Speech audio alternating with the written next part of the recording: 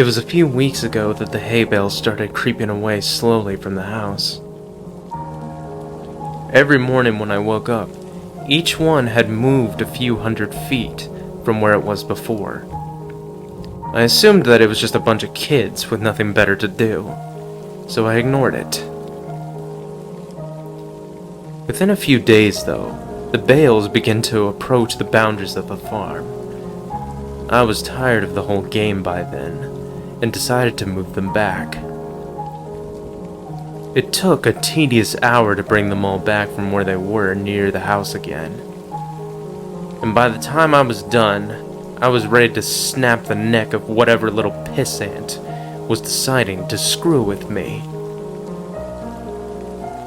The next morning, I found each and every one of my horses messily decapitated. The smell was what woke me up. Each and every one was slumped over against the side of its stall. There were no signs of the heads. I spent the rest of the day cleaning up the mess and burying the remains.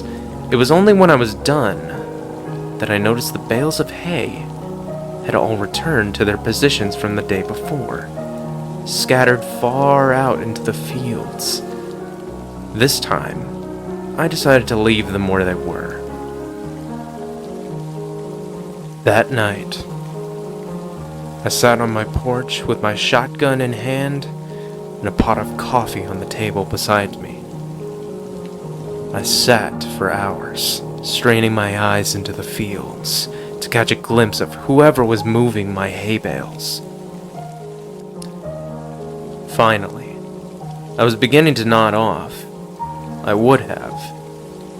But just as my eyes began to close, I heard a clamor and a rustling of trees from the nearby woods. I leaned forward, my heart now racing with excitement. I was gonna finally catch this bastard. I fumbled with my gun and fidgeted in my seat, waiting anxiously for whoever it was to get close enough to ambush. It was only when the thing got close enough for me to make out its silhouette in the dark that I was suddenly frozen stiff. The thing that crept into my fields from the nearby woods didn't seem to notice me sitting here. It stalked, hunched, and deliberate through the field with the posture of a tiptoeing thief. If not for the fact that it must have towered over like 10 feet tall, even in its crouched position. It might have seemed almost frail.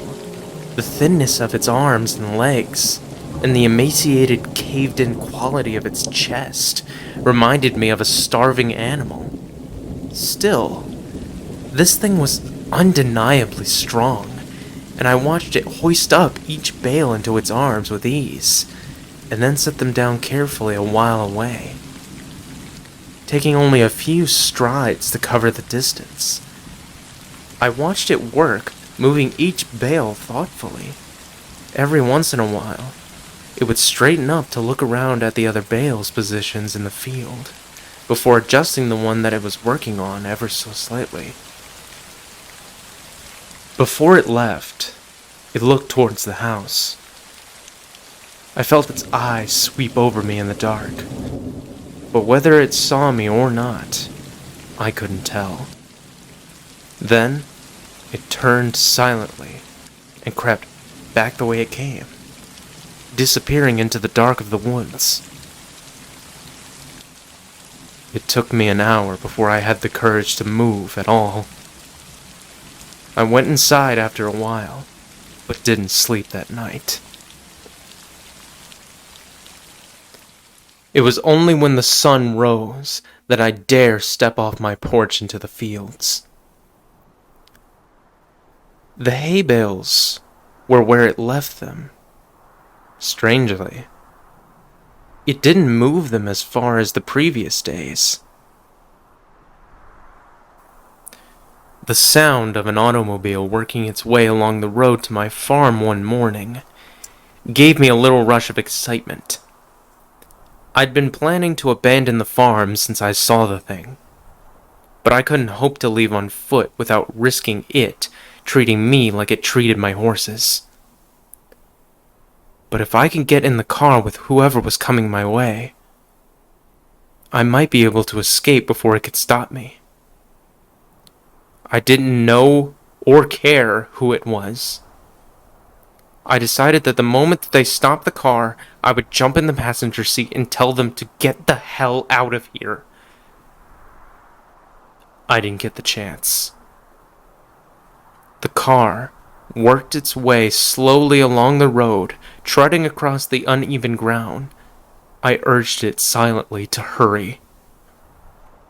It was when it passed between the two bales placed on either side of the road that I began to hear a booming clatter from the woods. The thing burst suddenly from between the trees, sprinting on all four of its terrible, gangly limbs towards the car. Within a few seconds, it was there, pouncing on the automobile like a predatory cat. Within moments, it was picking and peeling the vehicle's steel frame apart, working at getting the driver. The man, whoever he was, screamed all the while, and I could hear him even over the crunching of metal and shattering of glass. It was only when the thing crushed him carelessly in its hand that the screaming stopped. It tossed him away and straightened up to look at me once again. In the sunlight, I could see the inhumanity of it.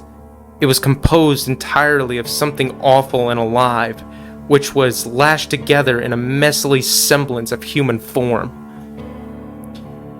Whatever it was made of looked so polished and hard that if it weren't for the minute writhing of the stuff, I'd think that it was made of granite.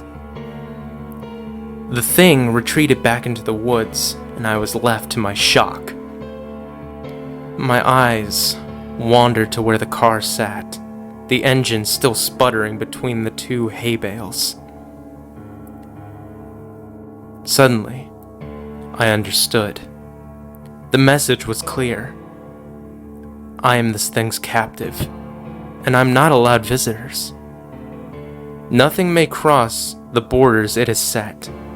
I'm trapped here by the thing that stalks the fields, and it demands nothing except that I never leave.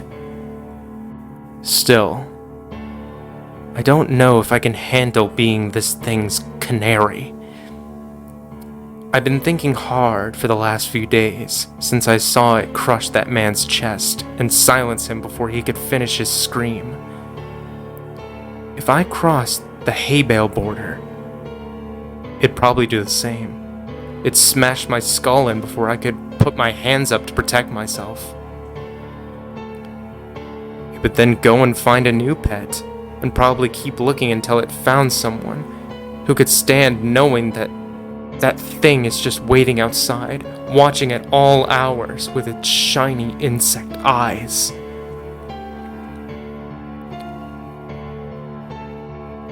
I've been thinking hard for the last few days, and I might just make a run for it. Wish me luck.